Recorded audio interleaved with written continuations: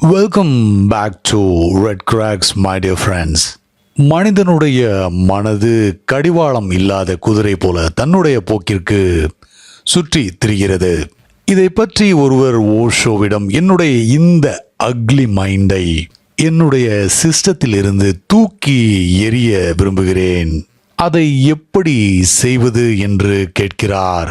அதற்கு ஓஷோ தரும் சூப்பர்பான விளக்கம்தான் இந்த வீடியோ.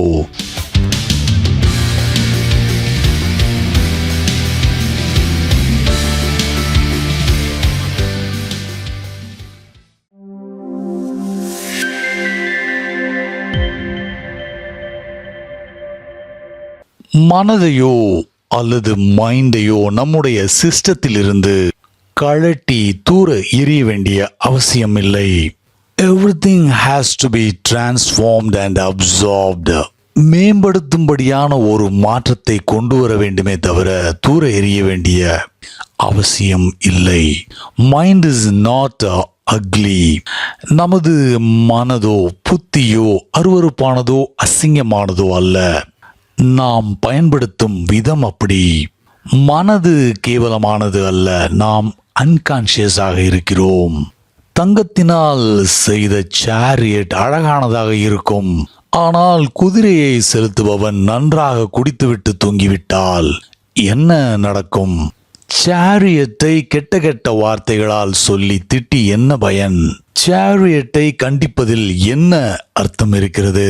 அதை ஓட்டி வந்தவன் குழிக்குள் விழுந்து எழுந்த பிறகு குதிரைகளை அடிப்பான், சேரியட்டை கண்டிப்பான், சேரியட்டை செய்தவனை திட்டுவான்.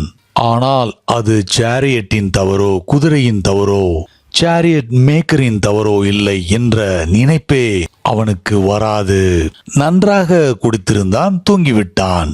சேரியட் அதுவாக பள்ளத்திற்குள் இறங்கினால் அது நடக்க வேண்டிய ஒரு நிகழ்வுதான். அதை ஓட்டி வந்தவனுக்குத்தான் ஒட்டுமொத்த பொறுப்பும். மைண்டை அழித்து விடுவதோ தூர எரிந்து விடுவதோ என்ற கேள்வியே தேவையில்லாதது. Mind is a beautiful mechanism. ஆனால் அதற்கு நாம் பணியாளனாக வேலைக்காரனாக மாறிவிட்டோம். நாம் தான் உண்மையான எஜமான், ஆனால் நாம் வேலைக்காரனாக பணி செய்கிறோம். மனதை நாம் எஜமானன் பதவியில் உட்கார வைத்து விட்டோம்.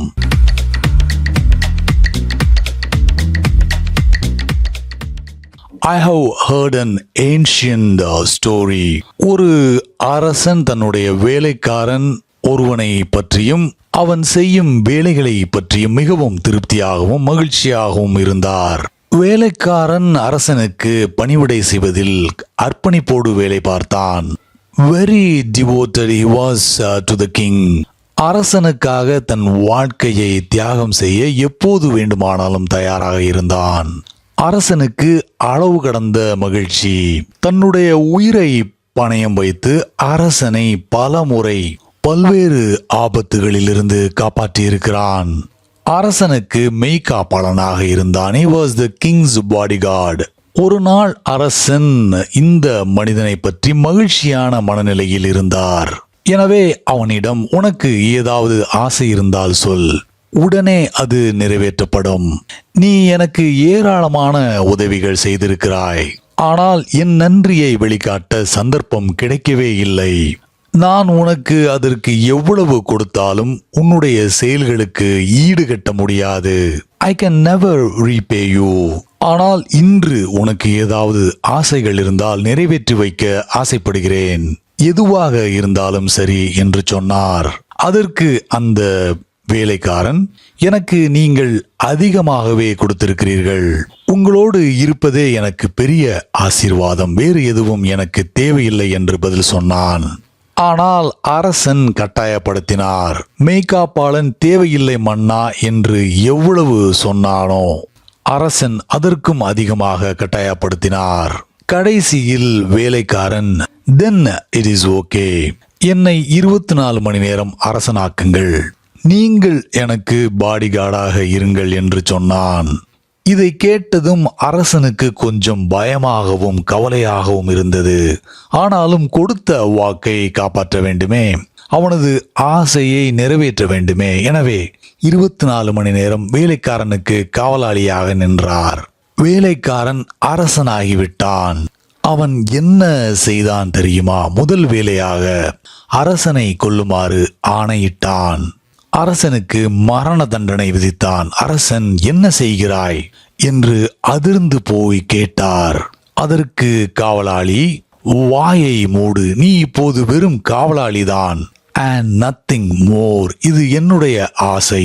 இப்போது நான் தான் அரசன் என்று சொன்னான். அரசன் கொல்லப்பட்டான். அந்த வேலைக்காரன் அரசனானான். வேலைக்காரர்களுக்கு எஜமானன் ஆவது எப்படி என்கிற குறுக்கு வழிகள் தெரியும். அதற்கான சதி திட்டங்கள் தீட்டவும் தெரியும். The mind is one of the most beautiful, the most complex, the most evolved mechanism.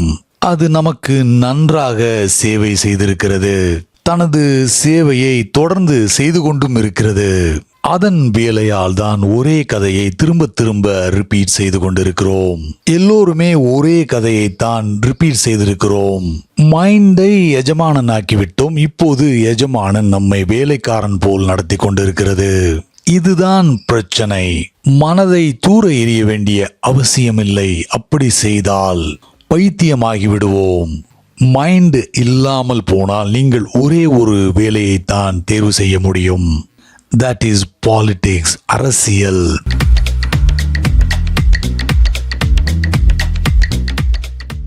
I have heard ஒரு அரசியல்வாதிக்கு மூளை அறுவை சிகிச்சை நடந்து கொண்டிருந்தது. அவருடைய மூளை வெளியே எடுக்கப்பட்டு டாக்டர்கள் மூளையை சரி செய்து கொண்டிருந்தார்கள். அந்த அரசியல்வாதி ஸ்ட்ரெச்சரில் படுத்து இருந்தார். திடீரென்று அங்கே ஒரு மனிதன் வந்து, இங்கே என்ன செய்து கொண்டிருக்கிறீர்கள்? உங்களை இந்த நாட்டின் பிரதம மந்திரியாக தேர்ந்தெடுத்திருக்கிறார்கள் என்று சொன்னார். படுத்திருந்த அவர் உடனே எழுந்தார். சர்ஜன் அவரிடம், எங்கே செல்கிறீர்கள்? உங்கள் மூளை இங்கே இருக்கிறது என்று சொன்னார். அதற்கு அவர், அந்த மூளையை வைத்து நான் இப்போது என்ன செய்ய போகிறேன்? நான் ஏற்கனவே பிரைம் மினிஸ்டர் ஆகிவிட்டேன். எனக்கு இனி அது தேவையில்லை. நீங்களே வைத்திருங்கள், தேவைப்பட்டால் திரும்ப வந்து வாங்கிக் கொள்கிறேன் என்று பதில் சொன்னார். பிரைம் மினிஸ்டர் ஆகிவிட்டால் உங்களுக்கு மூளை தேவையில்லை.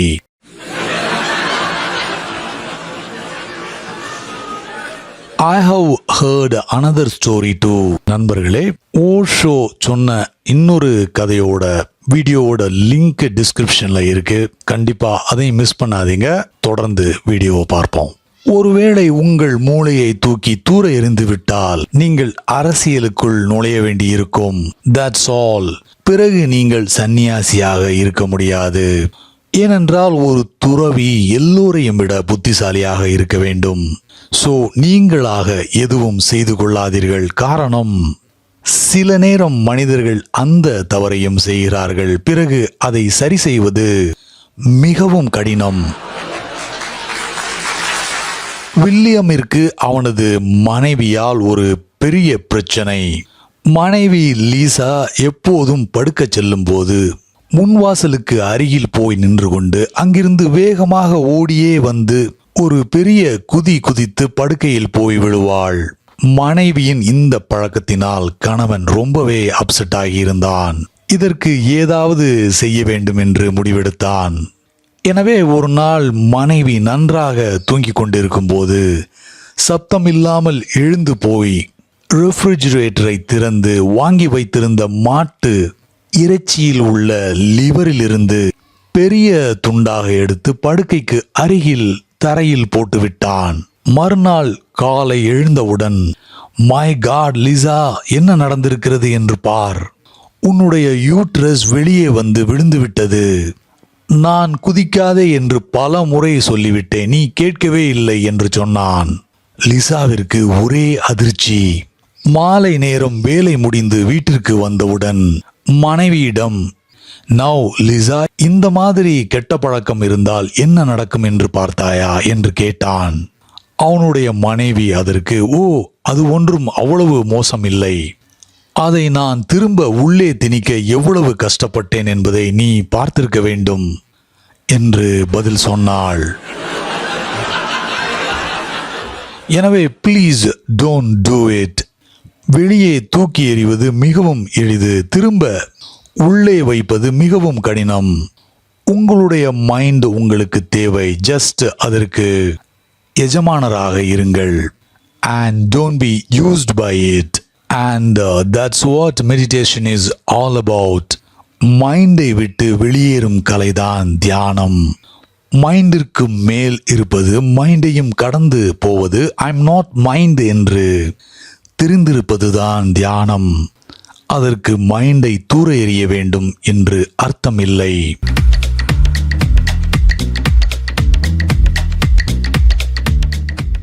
புத்தர் தன்னுடைய சூத்ராவில் நல்ல குதிரை வண்டிக்காரன் அல்லது தேரோட்டியை பற்றி சொல்லியிருக்கிறார். அதாவது சில பேர் குதிரையின் கடிவாளத்தை பெயருக்கு பிடித்து கொண்டு இருப்பார்கள். சாரியட் அதுவாக போய்கொண்டிருக்கும், குதிரை தன்னுடைய போக்கில் ஓடிக்கொண்டிருக்கும். கடிவாளத்தை சும்மா பிடித்து கொண்டிருப்பார்கள். But they are not really in control. Be a good charioteer. அதற்கு முதல் ஸ்டெப் நாம் தான் மைண்ட் இல்லை என்பதை தெரிந்து கொள்வது. நாம் மைண்டாக இருக்கும்போது நம்மால் அதற்கு மாஸ்டராக இருக்க முடியாது. காரணம், நமக்கும் மனதுக்கும் நடுவில் இடைவெளி இல்லை, ஒரு தடுப்புச் சுவர் இல்லை, நோ டிஸ்டன்ஸ். ஒரு தூரத்தை உருவாக்குங்கள், மனதை கவனியுங்கள். அது செயல்பட்டு கொண்டிருக்கிறது, ஒரு சிறிய தூரத்தை உருவாக்குகிறது.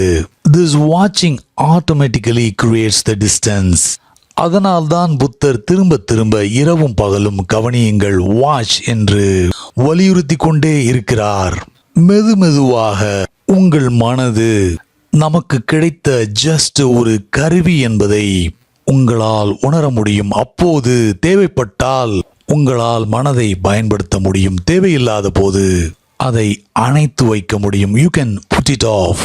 இப்போது உங்களுக்கு மனதை எப்படி அணைத்து வைக்க முடியும் என்பது தெரியாது. அது எப்போதுமே ஆனில் தான் இருக்கிறது. உங்கள் அறையில் இருக்கும் ரேடியோ போல அது எப்போதும் ஓடிக்கொண்டிருக்கும். அதை எப்படி சுவிட்ச் ஆஃப் செய்வது என்பது உங்களுக்கு தெரியாது. அதனால் நீங்கள் உறங்கிக் கொண்டிருக்கும் போது கூட ரேடியோ அலறிக் கொண்டிருக்கும். நீங்கள் 1000 முறை கேட்ட பாடல்களும் விளம்பரங்களும் ஓடிக்கொண்டிருக்கும். ஆனால் உங்களுக்கு அதை சுவிட்ச் ஆஃப் செய்ய தெரியாது. சிக்மண்ட் ஃப்ராய்டு வாழ்க்கையில் நடந்த ஒரு சம்பவம். முதன்முறையாக எலக்ட்ரிசிட்டி வியனாவிற்கு வந்திருந்த சமயம், கிராமத்திலிருந்து ஒரு நண்பர் ஃப்ராய்டை பார்க்க வந்திருந்தார். சிக்மண்ட் ஃப்ராய்டு நண்பரை நன்றாக கவனித்துக் கொண்டார். அவருக்கென்று ஒதுக்கப்பட்ட அறையில் நண்பரை விட்டுவிட்டு குட் நைட் சொல்லிவிட்டு தூங்கச் சென்று விட்டார். ஒரே ஒரு விஷயத்தை பற்றி மட்டும்தான் வந்திருந்த நண்பருக்கு குழப்பம். இந்த மின்சாரம் மற்றும் எரிந்து கொண்டிருந்த மின்விளக்கு. தன்னுடைய வீட்டில் விளக்கையும் சரி மெழுகுவர்த்தியையும் சரி ஊதி அணைத்து விடுவார். ஆனால் இந்த மின்விளக்கை எப்படி அணைப்பது? அவருக்கு தெரிந்த எல்லாவற்றையும் செய்து பார்த்தார். நாற்காலியில் ஏறி நின்று கொண்டு ஊதி அணைக்க பலமுறை முயற்சி செய்து தோற்று போனார். மின்விளக்கின் எந்த பகுதியிலும் ஓட்டை இல்லை, எப்படி ஊதி அணைக்க முடியும் என்பதையும் உணர்ந்தார். இதற்காக ஒரு சுவிட்ச் இருக்கிறது என்பதை எப்படி அவரால் கற்பனை செய்து பார்த்திருக்க முடியும்? அதற்கு வாய்ப்பே இல்லை. நண்பரிடம் போய் கேட்டால் நம்மை முட்டாள் என்று நினைத்துக் கொள்வாரா என்று பயம். வேறு வழி இல்லாமல் லைட்டை அப்படியே விட்டுவிட்டு தூங்கச் சென்று விட்டார். ஆனால் தூங்க முடியவில்லை. லைட் பிரகாசமாக எரிவதால் தூக்கம் வர மறுத்தது. அதிகமான வெளிச்சம், இந்த அளவு பிரைட்னஸ் அவருக்கு பழக்கம் இல்லாத ஒன்று. காலையில் மிகவும் களைத்து போயிருந்தார். சிக்மண்ட் ஃப்ராய்டு அவரிடம் காலையில், என்ன ரொம்ப களைப்பா இருக்கீங்க, சரியான தூக்கம் இல்லையா என்று கேட்டார். அதற்கு அவர், இனிமேல் மறைத்து பயனில்லை, ஏனென்றால் நான் இன்னும் 3 நாட்கள் தங்கப் போகிறேன். இந்த மின்விளக்கு என்னை கொன்றாலும் வியப்பில்லை. அதை பார்த்தாலே எனக்கு நடுக்கமாக இருக்கிறது. எப்படி அதை சுவிட்ச் ஆஃப் செய்வது என்று கேட்டார். ஃப்ராய்டு அவரிடம், முட்டாள், என்னிடம் ஏன் கேட்கவில்லை என்று கேட்டார். அதற்கு அவருடைய நண்பர், எனக்கு வெட்கமாக இருந்தது, இது சின்ன பிரச்சனை என்று இருந்துவிட்டேன் என்று பதில் சொன்னார். பிறகு சிக்மண்ட் ஃப்ராய்டு நண்பரை அழைத்து கொண்டு போய் சுவரில் இருந்த சுவிட்சை காண்பித்தார். அது வேலை செய்வதை பார்த்துவிட்டு நண்பர் பலமாக சிரித்தார். இவ்வளவு எளிதான விஷயம், இரவு முழுவதும் முயற்சி செய்து தோற்றுவிட்டேன் என்று சொன்னார். இப்படித்தான் நமக்கும் நடக்கிறது. நம்முடைய மைண்ட் தொடர்ச்சியாக ஆனில் இருக்கிறது. We don't know how to switch it off. மனதை தூக்கி எறிய வேண்டியதில்லை, அதை சரியான இடத்தில் வைக்க வேண்டும். அது ஒரு அருமையான வேலைக்காரன், ஆனால் மிக மோசமான எஜமானன். Mind is a beautiful servant but a very ugly master. கடிவாளத்தை கையில் பிடித்துக் கொள்ளுங்கள். You be the master. முதலில் செய்ய வேண்டியது, முதல் படி என்னவென்றால் become detached from mind. Create the distance.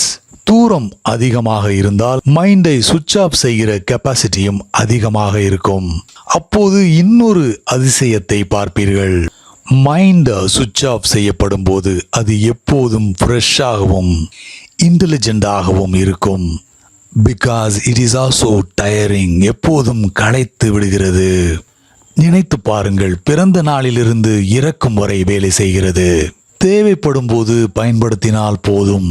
எப்படி கைகளையும் கால்களையும் தேவைப்படும் போது பயன்படுத்துகிறோமோ அதை போல் பயன்படுத்த பழக வேண்டும். Mind needs a rest. அதனால்தான் தியானம் செய்யும் மனிதன் அதிக புத்திசாலியாக இருக்கிறான். He becomes more intelligent. He becomes saner.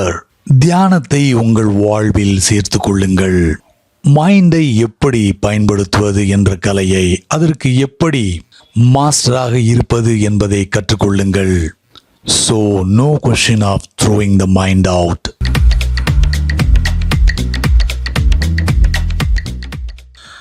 Thanks for watching. முடிந்தளவு உங்களோட நண்பர்களோட வீடியோவை ஷேர் பண்ணுங்க. உங்களுடைய விமர்சனங்களை காமெண்ட்ஸில் சொல்லுங்க. அடுத்த வீடியோவில் சீக்கிரம் உங்களை எல்லாரையும் சந்திக்கிறேன். Until then, take care. Bye.